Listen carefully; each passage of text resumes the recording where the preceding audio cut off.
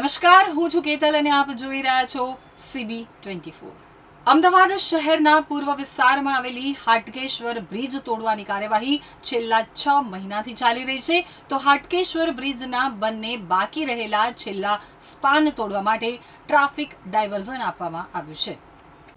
અમદાવાદ શહેરના પૂર્વ વિસ્તારમાં આવેલો હાટકેશ્વર બ્રિજ તોડવાની કાર્યવાહી છેલ્લા 6 મહિનાથી ચાલી રહી છે। ત્યારે 4 એપ્રિલ 2026 સુધી અથવા તો બ્રિજ ડિમોલેશનની કામગીરી પૂર્ણ ન થાય ત્યાં સુધી દિવસ અને રાત્રિ દરમિયાન ગુરુજી બ્રિજથી અમરાઈવાડી અને અમરાઈવાડીથી ગુરુજી બ્રિજ તરફ જવા અન્ય વૈકલ્પિક રસ્તાનો અવરજવર કરવા માટે ઉપયોગ કરવાનો રહેશે।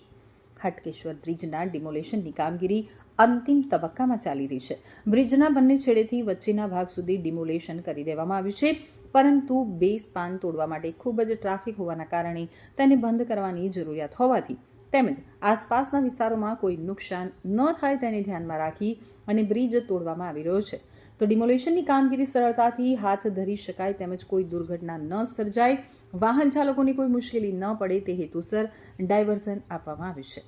જે વાહન ચાલકો મણિનગરના ગુરુજી બ્રિજ તરફથી આવતા હાટકેશ્વર બ્રિજના એક ઓબ્લિગેટરી સ્પાનની પાસેના KCT સ્ટોલ બાજુના સ્પાન નીચેથી પસાર થઈ અમરાઈવાડી સ્વસ્તિક 4 રસ્તા તરફ જવાનું રહેશે। જ્યારે અમરાઈવાડી સ્વસ્તિક 4 રસ્તા તરફથી આવતા ટ્રાફિકે બ્રિજના ઓબ્લિગેટરી સ્પાનની પાસેના બાજુના ભાગમાં તોડવામાં આવેલ સ્પાનની ખુલ્લી જગ્યા પાસેથી પસાર થઈ ગુરુજી બ્રિજ તરફ જવાનું રહેશે।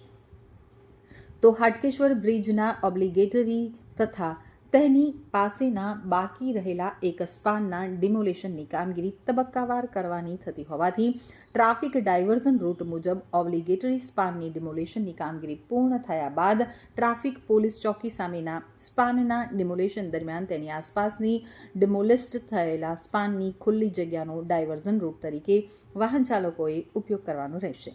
ટ્રાફિક ડાયવર્ઝન આપવામાં આવ્યું છે, જેના કારણે હાટકેશ્વર 4 રસ્તા પાસે ટ્રાફિકની સમસ્યા સર્જાઈ શકે છે, જેથી ટ્રાફિક પોલીસના જવાનોને સતત હાજર રાખવા પડે તેવી સ્થિતિ છે।